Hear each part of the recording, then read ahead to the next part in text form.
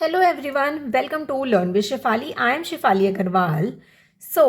आज हम पढ़ने वाले हैं क्लास 9 साइंस का chapter number 5 the fundamental unit of life को आगे हम कंटिन्यू करेंगे। अब तक हम इस चैप्टर में क्या क्या पढ़ चुके हैं? प्लाज्मा मेम्ब्रेन के बारे में पढ़ चुके हैं, सेल वॉल के बारे में पढ़ चुके हैं, न्यूक्लियस के बारे में हम पढ़ चुके हैं, प्रोटोप्लाज्म के बारे में, साइटोप्लाज्म, इसके बारे में हम पढ़ चुके हैं अभी तक। ठीक है, अब बात आ जाती है सेल ऑर्गेनल्स के बारे में। कितने तरह के सेल ऑर्गेनल्स होते हैं? ठीक है, तो वो सब हम आगे पढ़ने वाले हैं। तो इसमें क्या लिखा है? Living part of the cell. जो लिविंग पार्ट होता है सेल का, उसकी एक डेफिनेट शेप होती है, उसका एक डेफिनेट स्ट्रक्चर होता है और उसका फंक्शन भी होता है, जो कि बॉन्ड बनाता है किसके साथ? प्लाज्मा मेम्ब्रेन्स के साथ क्या करता है? बॉन्ड बना के रखता है। ठीक है, अगर मैं एक स्ट्रक्चर की बात करूं, सपोज ये है प्लाज्मा मेम्ब्रेन, ठीक है, बीच में है न्यूक्लियस, ठीक है, और ये हमारा साइटोप्लाज्मा। तो इसके साथ क्या होता है? ये इसके साथ एक बॉन्ड बना के रखता है। बीच में क्या कैसे बॉन्ड बनाता है, ठीक है, वो हम पढ़ेंगे। ठीक है, तो दो तरह की बॉन्ड है, that is single membrane bond और द डबल मेम्ब्रेन बॉन्ड। ठीक है, और नॉन मेम्ब्रेन बॉन्ड, जिसका कोई मेम्ब्रेन बॉन्ड नहीं होता है।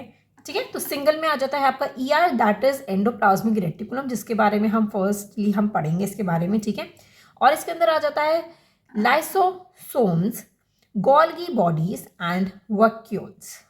और डबल मेम्ब्रेन में आ जाता है मिटोक्लोरिया, प्लास्टाइड्स।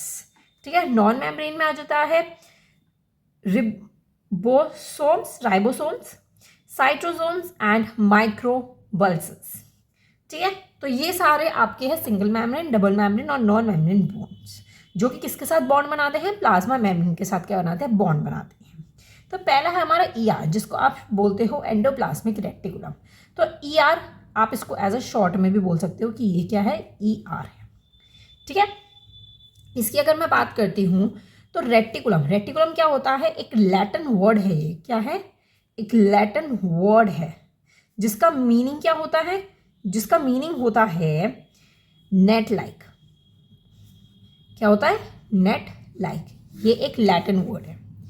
ठीक है, तो अब क्या है, मैं इसके बारे में कुछ इंपॉर्टेंट पॉइंट्स लिख देती हूँ, जो कि हमें इस वीडियो में पढ़ने हैं। इसके बारे में इंपॉर्टेंट पॉइंट्स कि किसने डिस्कवर किया है, आखिर ये क्या होता है, कैसे बॉन्ड बनाता है प्लाज्मा मेम्ब्रेन्स के साथ, तो वो सब मैं यहाँ पे इंपॉर्टेंट पॉइंट लिख देती हूँ। इंपॉर्टेंट पॉइंट्स लिख चुकी हूँ, डायग्राम बना चुकी हूँ। इसे अच्छे से समझेंगे हम एंडोप्लाज्मिक रेटिकुलम को। रेटिकुलम मैंने आपको बता दिया लैटिन वर्ड होता है, जिसका मतलब क्या होता है? नेट लाइक होता है। ठीक है, चलिए आगे देखते हैं। ईआर इज अ नेटवर्क, ये एक नेटवर्क है।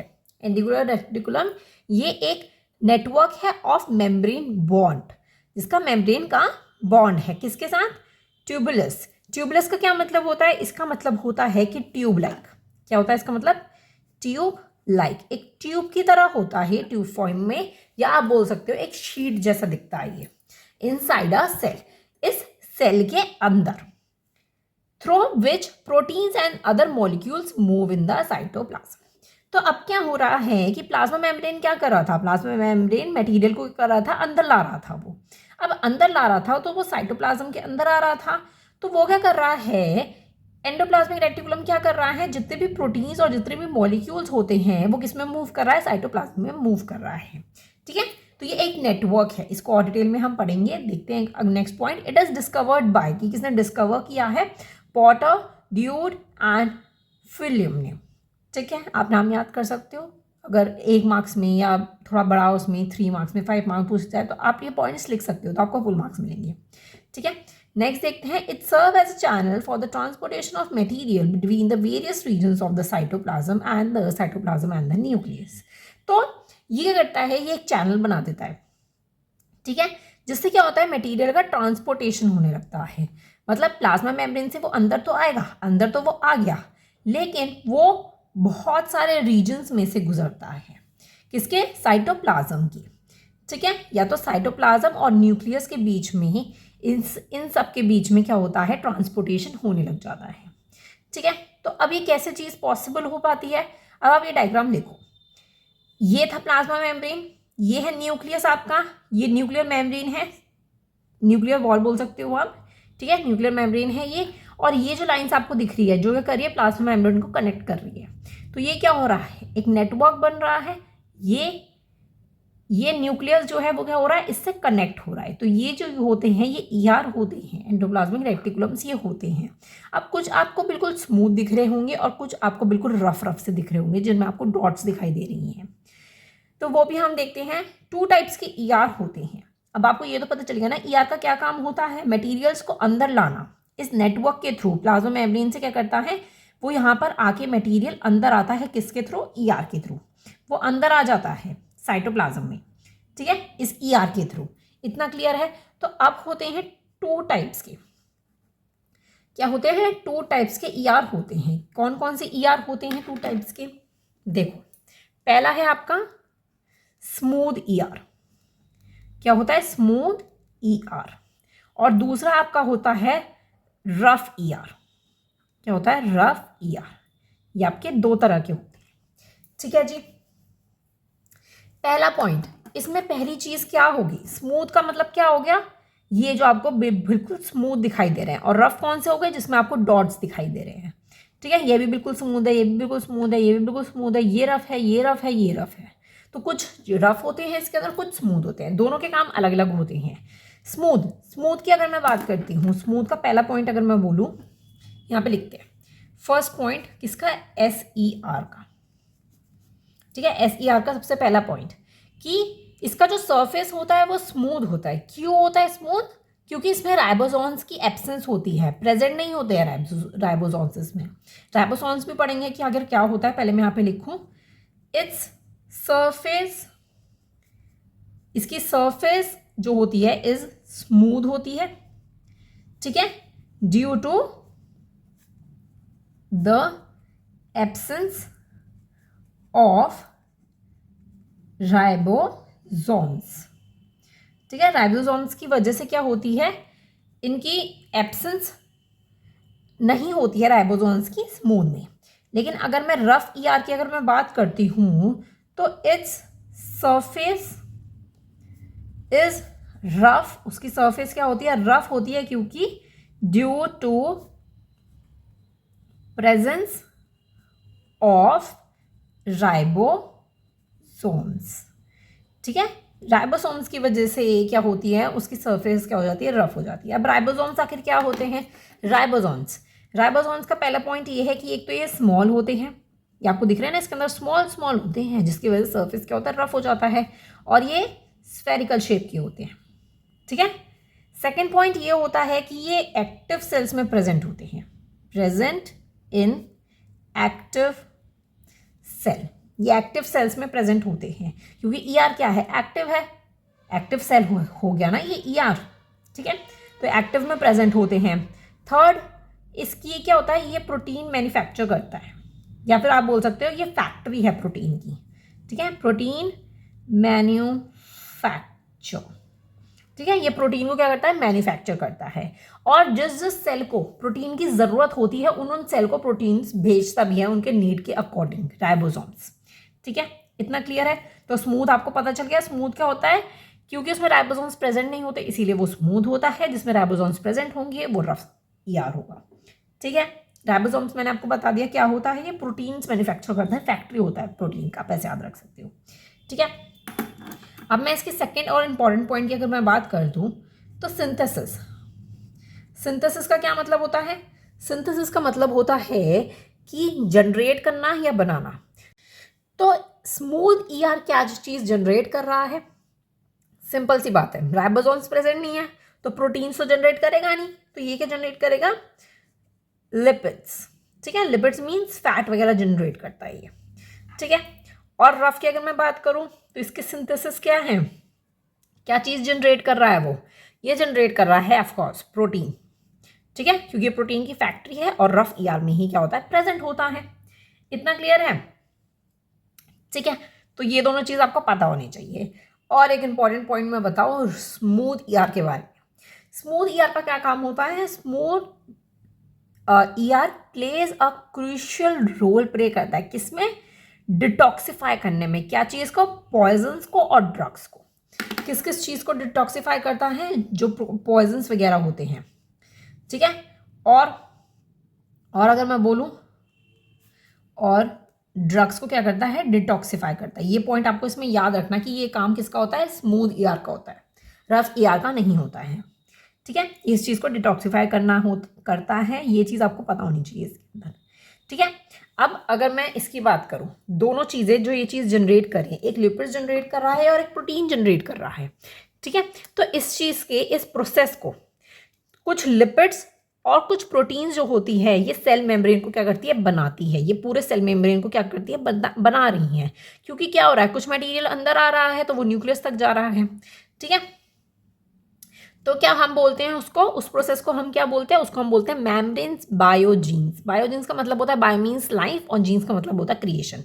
तो मैं यहाँ पे वो डेफिनेशन लिख देती हूँ, आप देख सकते हो। Some of these lipids proteins help in building the cell membrane को बनाती है क्या चीज़, लिपिड और प्रोटीन। ये दोनों चीज़ें मिलकर क्या बनाती हैं, सेल को बिल्ड करती है, सेल मेम्ब्रेन को क्या कर रही है, बिल्ड कर रही है। ठीक है, तो इस प्रोसेस को हम क्या बोल रहे हैं, दैट इज मेम्ब्रेन बायोजीन्स। बायो का मतलब होता है लाइफ, ठीक है, और जीन्स का मतलब होता है क्रिएशन, कि लाइफ की क्रिएशन हो रही है। ठीक है जी, इतना क्लियर है। ठीक है, तो ये था पूरा टॉपिक आपका ईआर का।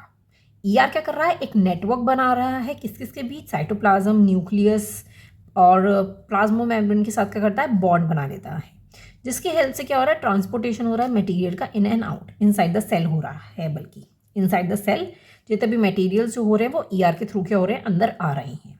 किसी का सरफेस स्मूथ है, किसी का रफ है। स्मूथ सरफेस वाले जो होते हैं उसमें राइबोसोम्स प्रेजेंट नहीं होते हैं और रफ वाले में प्रेजेंट होती हैं। ठीक है, स्मूथ जो होता है वो जितने भी पॉइजन्स ड्रग्स वगैरह होते हैं उनको भी डिटॉक्सिफाई करता है। ठीक है, ईआर का कंसेप्ट आपको क्लियर हो गया है, ये कंसेप्ट हमारा हो चुका है क्लियर। ठीक है, अब हम बात करने वाले हैं गोल्गी बॉडीज़ की। ठीक है, गोल्गी बॉडीज़ के दो और नाम हैं, वो भी हम आगे डिस्कस करेंगे। सबसे पहले हम गोल्गी बॉडीज़ डिस्कस करेंगे, फिर उसके बाद हम लाइबोसोम्स डिस्कस करेंगे। ठीक है, तो चलिए अब हम डिस्कस करते हैं गोल्गी बॉडी। अब हम पढ़ने वाले हैं गोल्गी अपरेटस आखिर क्या होता है। तो अब तक आपको पता है कि हम ईआर पढ़ चुके हैं, राइट, एंडोप्लाज्मिक रेटिकुलम, कि वो क्या कर रहा है, एक नेटवर्क है, नेटवर्क बना रहा है, एक बॉन्ड बना रहा है, किस किस के बीच बना रहा है, प्लाज्मिक मेम्ब्रेन से जो मटेरियल अंदर आ रहा है उसमें साइटोप्लाज्म और न्यूक्लियस के बीच में क्या बना रहा है, एक बॉन्ड बना रहा है जिससे ट्रांसपोर्टेशन हो रहा है मटेरियल का। ठीक है, अब सेकंड जो है दैट इज गोल्गी अपरेटस। इसका क्या काम है, इसका सिंपल सा एक ही काम है, वो हम जानेंगे। सबसे पहले फर्स्ट पॉइंट देखो, डिस्कवर किसने किया था। सबसे पहले आपको ये पता होना चाहिए कि डिस्कवर किसने किया है, कैमिलो गोल्गी ने। इनके ही नाम पे क्या है, गोल्गी अपरेटस रखा गया है। अब आपको एक चीज़ और पता होनी चाहिए कि गोल्गी अपरेटस को आप गोल्गी कॉम्प्लेक्स भी बोल सकते हो। क्या बोल सकते हो, गोल्गी कॉम्प्लेक्स बोल सकते हो या गोल्गी बॉडीज़ भी बोल सकते हो, बॉडी या बॉडीज़। ठीक है, इसके दो नाम और है। ठीक है, इतना क्लियर है। फर्स्ट पॉइंट आपको क्लियर हो गया कि किसने डिस्कवर किया था, कैमिलो गोल्गी ने डिस्कवर किया था। ठीक है, सेकेंड पॉइंट है, it consist of a system of the membrane bond vessels arrange parallel to each other in the state called cisternae. कुछ समझ नहीं आया, ये बड़े बड़े वर्ड्स बीच में आ गए हैं, तो इनका क्या मतलब है, इनका मतलब है कि ये एक सिस्टम है। किसका सिस्टम है, मेम्ब्रेन्स बॉन्ड का सिस्टम है। वेसल्स का मतलब होता है कि टाइनी कैविटीज। क्या मतलब होता है इसका, टाइनी कैविटी। टाइनी कैविटी को क्या कर रहा है, अरेंज कर रहा है, जो कि पैरेलल है एक दूसरे के और स्टेक्स में। स्टेक्स मतलब एक पैटर्न में। ठीक है, पैटर्न में क्या है, वो पैरेलल है, टाइनी कैविटीज जैसे दिखते हैं, एक बॉन्ड बना रहा है जिसको आप कहते हो सिंटस। ठीक है, इसके स्ट्रक्चर की अगर मैं बात करूँ तो इसका स्ट्रक्चर कैसा होता है वो मैं यहाँ पे बना देती हूँ। देखो इसमें क्या हो रहा है, ऐसा ऐसा, ये एक टाइनी कैविटीज सा होता है। ठीक है, ऐसे बहुत सारे ऐसे करके पैरेलल बने हुए होते हैं। ठीक है, बहुत ही सारे ऐसे बने हुए होते हैं। तो ये आगे नीचे छोटा होने लग जाता है, फिर ये नीचे नीचे ये बच जाते हैं। तो ये क्या हो रहा है, टाइनी कैविटीज की तरह एक बॉन्ड बीच में बना रहा है। ठीक है, ये क्या है, ये एक टाइनी कैविटी है। डायग्राम आप देख सकते हो, मैंने ऐसी रफली आपको समझा दिया है कि कुछ ऐसा होता है। ठीक है, इतना क्लियर हो गया है। तो ये एक सिस्टम है जो कि बॉन्ड बना रहा है किसका, जिसमें टाइनी कैविटीज जैसा दिख रहा है आपको, जो कि पैरेलल होते हैं, एक दूसरे के पैरेलल आपको दिख रहे हैं, एक पैटर्न में होते हैं, जिसको आप क्या बोलते हैं, सेंटर्स बोलते हो। ठीक है, इसका इस मेम्ब्रेन का क्या है, एक कनेक्शन है। किसके साथ कनेक्शन है, ईआर के साथ कनेक्शन है। अब क्या चीज़ कनेक्शन है वो हम देखते हैं। यहाँ पे लिख रखा है the material synthesize near the ER is packed. अब क्या हो रहा है, ईआर के अंदर क्या हो रहा है, मटीरियल क्या हो रहा है, अंदर आ रहा है। जितना भी मटेरियल क्या हो रहा है, अंदर आ रहा है ईआर के थ्रू। ठीक है। तो सारा मटेरियल अंदर आ रहा है, वो अंदर आके क्या हो रहा है, पैक हो रहा है, ठीक है, और डिस्पैच हो रहा है टू द वेरियस टारगेट्स। बहुत सारे डिफरेंट डिफरेंट टारगेट्स पे वो डिस्पैच भी हो रहा है, जा भी रहा है इनसाइड और outside the cell through the Golgi apparatus. अब कुछ जो मटेरियल्स हैं वो इनसाइड अंदर आ रहे हैं और कुछ जो है वो बाहर जा रहे हैं। बाहर कौन कौन से जा रहे हैं, जो कि वेस्ट होंगी, वेस्ट मटेरियल्स जितने भी होंगे या फिर पॉइजन्स या फिर जितने भी वेस्ट मटेरियल्स होंगे वो बाहर निकाल देगा। कौन बाहर निकाल देगा, दैट इज गोल्गी अपरेटस बाहर निकाल देगा।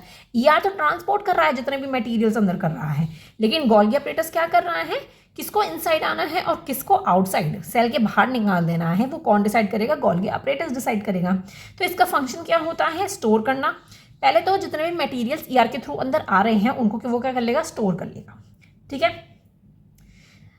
फिर क्या करेगा, मॉडिफिकेशन। मॉडिफिकेशन का क्या मतलब है कि सारे ही मटेरियल्स को वो क्या करेगा, देखेगा कि कौन सा सही है मटेरियल है और कौन सा वेस्ट मटेरियल है, उसको क्या करेगा, मॉडिफाई करना स्टार्ट कर देगा। फिर पैक कर देगा, जितना भी इनसाइड आने का है उनको अलग पैक कर देगा और जितना भी वेस्ट मटेरियल है उनको अलग पैक कर देगा। तो जितने भी गुड मटेरियल्स होंगे वो सब तो अंदर चले जाएंगे, किसके थ्रू, किससे, गोल्गी अपरेटस से वो अंदर चले जाएंगे, क्योंकि गोल्गी अपरेटस ने बोल दिया कि अच्छा मटेरियल है, अंदर जा सकता है सेल के, ठीक है। अब बात आ जाती है कि जो वेस्ट मटेरियल था वो पैक होके आखिर बाहर जा रहा है सेल के, तो वो किसका काम है, वो काम है लाइसोसोम्स का। किसका, it also involve in the formation of lysosomes. Lysosomes का इससे फॉर्मेशन हो जाता है। जितने भी वेस्ट मटेरियल्स होंगे ना वो क्या होगा, वो होंगे लाइसोसोम्स। बाहर निकाल देना सेल के उन वेस्ट मटेरियल्स को, तो वो क्या होते हैं, लाइसोसोम्स होते हैं। तो मैं यहाँ पे लाइसोसोम्स के भी कुछ इंपॉर्टेंट पॉइंट्स लिख देती हूँ। आपको गोल्गी अपरेटस क्लियर हो गए हैं कि किस मटेरियल को अंदर आना है, किस मटेरियल को बाहर जाना है, वो कौन डिसाइड करेगा, गोल्गी अपरेटस डिसाइड करेगा, ठीक है। इतना क्लियर हो गया है। चलिए अब लाइसोसोम्स की बात कर लेते हैं।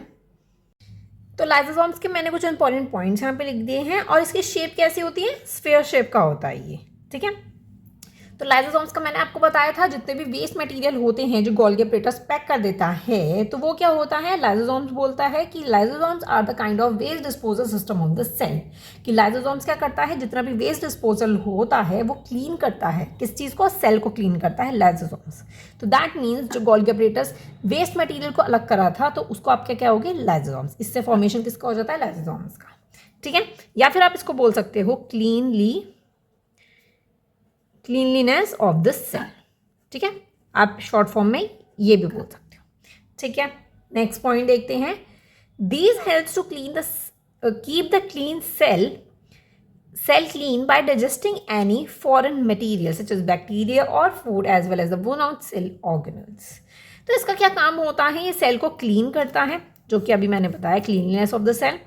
और वो क्या करता है, फॉरेन मटेरियल को क्या कर लेता है, डाइजेस्ट कर लेता है। मतलब ये क्या था, वेस्ट मटेरियल था। क्या था इसमें, कि जितना भी वेस्ट होगा, ठीक है, जितना भी वेस्ट होगा वो क्लीन कर लेगा। तो बैक्टीरियाज और जितने भी वोन आउट, मतलब कि जितने भी ओल्ड ऑर्गेनल्स होंगे, जितना भी वेस्ट होगा उन सबको क्या कर लेगा, वो डाइजेस्ट कर लेगा, अपने अंदर ले लेगा लाइसोसोम्स, ठीक है। इतना क्लियर है। तो जितना भी वेस्ट होगा, चाहे बैक्टीरिया की बात करो, ड्रग्स की बात करो, ठीक है, जितने भी ओल्ड ऑर्गेनल्स होंगी उनकी बात कर लो, तो सभी चीज़ों को क्या करता है, ये क्लीन कर लेता है। तो उनको हमने फॉरेन मटेरियल बोला है, ठीक है। इतना क्लियर है। They are able to do this. ये क्यों, कैसे कर पाता है ये, क्योंकि इसके अंदर क्या होता है, एक पावरफुल डाइजेस्टिव एंजाइम्स होते हैं। डाइजेस्टिव एंजाइम्स मतलब जैसे हमारा स्टमक हो गया, स्टमक क्या करता है, डाइजेस्ट करता है फूड को। वैसे ही लाइसोसोम्स क्या होते हैं, वो इन सबको क्या कर लेता है, जितने भी वेस्ट मटेरियल्स होते हैं उनको क्या कर लेता है, डाइजेस्ट कर लेता है, ठीक है। तो जैसे सलाइवा है हमारा, वो क्या करता है, हम जब खाते हैं तो सलाइवा की हेल्प से क्या होता है, हम उसको एब्जॉर्ब कर पाते हैं, पीसेस कर पाते हैं, तो वो ईजिली हमारा स्टमक क्या करता है, ईजिली डाइजेस्ट कर पाता है। तो डाइजेस्टिव एंजाइम्स कौन से हो जाते हैं, जैसे हमारा स्टमक हो गया, स्मॉल इंटेस्टाइन्स आप बोल सकते हो, सलाइवा ब्रेकडाउन बोल सकते हो। तो ये सब क्या हो गए, डाइजेस्टिव एंजाइम्स हो गए। तो ये इसके अंदर बहुत ज़्यादा होता है लाइसोसोम्स के अंदर। तो इसी वजह से क्या करता है, वो कैपेबल हो पाता है कि वो जितने भी ऑर्गेनिक मटेरियल्स हैं उनको ब्रेक डाउन कर सकें। दैट मीन्स उनको वो वेस्ट मटेरियल्स को डाइजेस्ट आसानी से कर सके। तो इसीलिए क्या होता है, इसके अंदर डाइजेस्टिव एंजाइम्स प्रेजेंट होते हैं, ठीक है। इतना क्लियर है? लाइसोसोम्स आपको क्लियर हो गया? जितना भी वेस्ट मटेरियल होता है उनको डाइजेस्ट कर लेता है, याद रख लो, क्योंकि इसके अंदर पावरफुल जो होता है डाइजेस्टिव एंजाइम्स होते हैं। ठीक है, अब इसके अंदर एक मेन क्वेश्चन है जो बुक में भी आपको गिवन है, that why lysosomes are called suicide bag of the cell. ऐसा क्यों बोला गया है कि ये suicide bag of the cell है? ऐसा क्यों होता है ये? During the disturbance in the cellular metabolism. अब कुछ भी मेटाबॉलिज्म में क्या होता है, कुछ भी डिस्टर्बेंस होती है तो सेल क्या होते हैं, वो डैमेज हो जाते हैं। ठीक है, लाइसोसोम्स जो होते हैं वो फट जाते हैं। लाइसोसोम्स क्या होंगे, जितना भी वेस्ट मटेरियल होगा वो फट जाएगा, और एंजाइम, जितने भी डाइजेस्टिव एंजाइम्स होंगे वो अपने ही सेल को क्या कर लेंगे, डाइजेस्ट कर लेंगे। ठीक है, इसीलिए बोला गया कि लाइसोसोम्स एक सुसाइडल बैग है ऑफ द सेल का। ठीक है, इतना क्लियर है? ये क्वेश्चन इंपॉर्टेंट है। ठीक है, ये क्या है, इंपॉर्टेंट, तो इसको बहुत अच्छे से पढ़ लीजिएगा। इतना क्लियर है? तो गोल्गी अपरेटस, लाइसोसोम्स, ये आपको बहुत ही अच्छे से क्लियर हो गए होंगे। ठीक है जी, तो हम क्या क्या पढ़ चुके हैं अब तक? ER हम पढ़ चुके हैं, लाइसोसोम्स हमने पढ़ लिया है, गोल्गी बॉडीज हमने पढ़ लिया है। ठीक है, हमारे 1 2 3 टॉपिक्स जो है इसी वीडियो में क्लियर हो गए हैं। आई होप आपको वीडियो पसंद आई होगी। नोट्स जो होंगे वो मैं एक साथ, जब पूरा चैप्टर कंप्लीट हो जाएगा तो मैं टेलीग्राम पे डाल दूँगी। ठीक है, so thank you so much for watching. Video पसंद आई हो तो लाइक ज़रूर कीजिएगा, और चैनल को अभी तक सब्सक्राइब ना किया हो तो चैनल को सब्सक्राइब करना मत भूलिएगा। I try my best to give you the best education on this channel. ठीक है, आई नो व्यूज़ नहीं आ रहे हैं, बट मैं होप नहीं छोड़ूंगी कि आप मुझे सपोर्ट करोगे। आई होप आप मुझे करोगे। ठीक है, so please support me. Thank you so much for watching. Bye bye.